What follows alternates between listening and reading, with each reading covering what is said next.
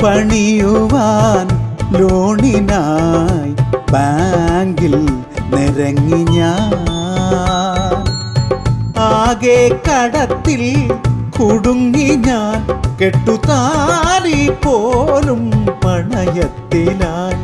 കഷ്ടകാലം കഷ്ടകാലം കഷ്ടകാലം.